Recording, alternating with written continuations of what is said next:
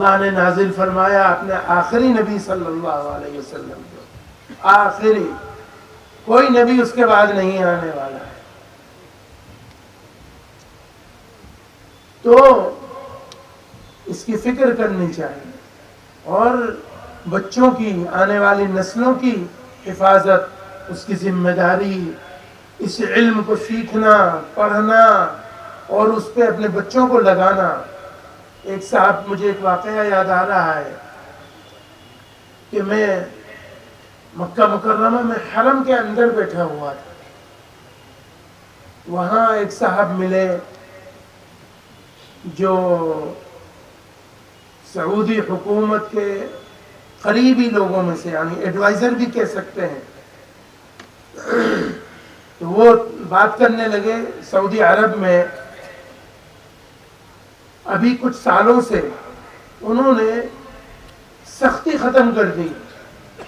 سختی، پہلے سختی ہوتی تھی، اگر کوئی پردے کے بغیر عورت باہر آئے گی تو اس کو واپس جانا پڑتا تھا، پردہ کرنا پڑتا تھا، اس پہ سختی تھی.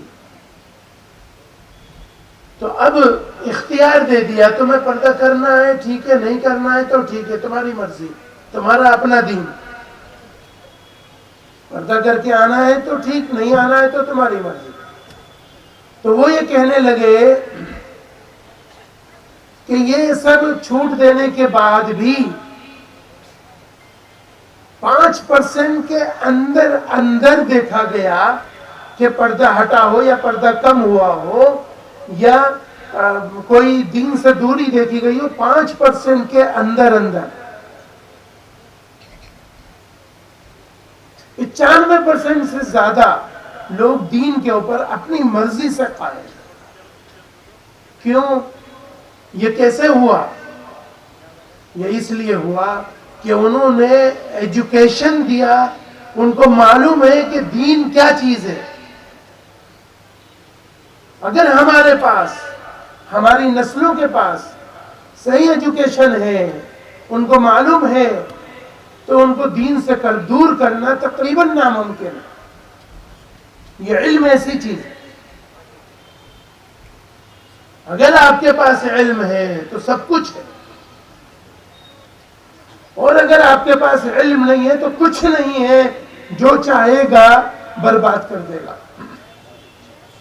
جو چاہے گا بہکا کے لے جائے گا. تو دین کی صحیح معلومات اور علم کا رواج اور نسلوں میں علم موجود ہونا، یہ اس بات کی ضمانت ہے کہ آپ دروازہ کھول دیں انشاءاللہ کچھ نہیں ہوگا. وہ علم ان نسلوں کی حفاظت کرے گا اگر علم ہے تو، اور اگر علم نہیں ہے تو ختم. اسی طریقے سے ایک واقعہ ہے، ازبکستان، تاشقند، تاجکستان، یہ تب جو ریاستیں ہیں، ان علاقوں کا، یہاں سے یہ دین کا اور علم کا مرکز ہوا کرتے تھے. کبھی سمرقند و بخارا، ترمذی شریف وہاں لکھی گئی، بخاری شریف وہاں لکھی گئی. یہ پوری دنیا کا ایک زمانے میں مرکز تھا، علم کا مرکز. اتنے بڑے بڑے محدثین کی اولادوں کی اولاد جو ہے وہ اسکرٹس میں گھوم رہی ہے اور جینس میں گھوم رہی ہے، انہیں معلوم ہی نہیں کہ وہ کیا ہیں اور کیا تھے. اس لیے ہوا ایسا کہ انہوں نے علم کو ختم کیا. کس نے ختم کیا؟ وہاں کی حکومت نے.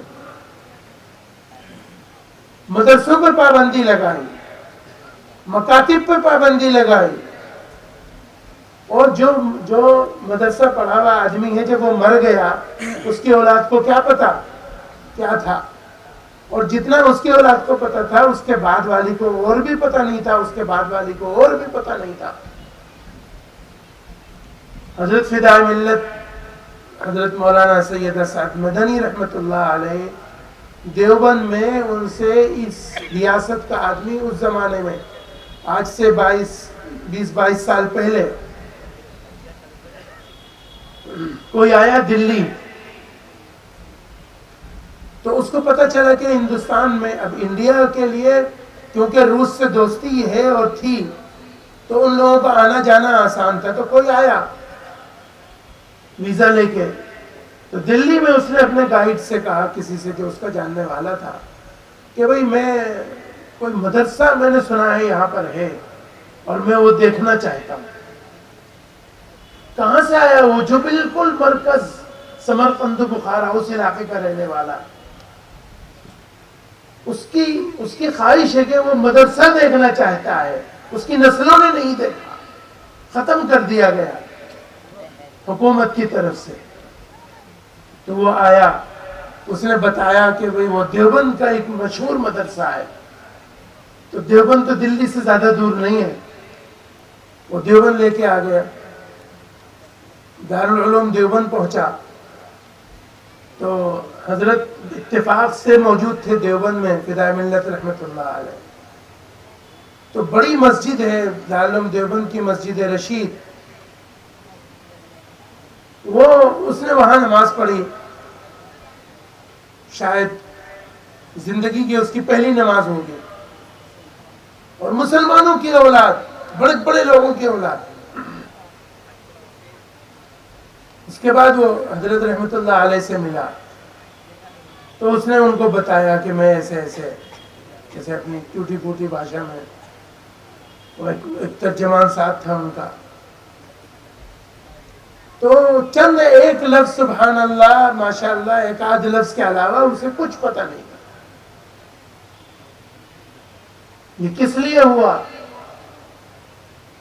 کہ کرنے والے نے انتظام، اس کو معلوم تھا دین کیسے ختم کرنا ہے، تو دین کی ایجوکیشن کو ختم کیا تو سب ختم ہو گیا۔ قتل کرنے کی ضرورت نہیں، مارنے کی ضرورت نہیں،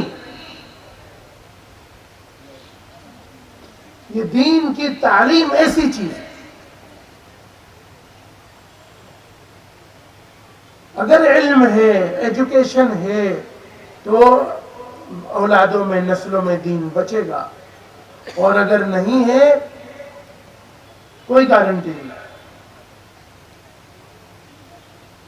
تو اس لیے اللہ تعالی ہمیں دین کی صحیح طریقے سے سمجھنے کی توفیق عطا فرمائے، اور استقامت فی الدین نصیب فرمائے، اور اپنے آنے والی نسلوں کے دین کی، ایمان کی حفاظت کی توفیق عطا فرمائے، ہر قسم کی شرور و فتن سے محفوظ فرمائے۔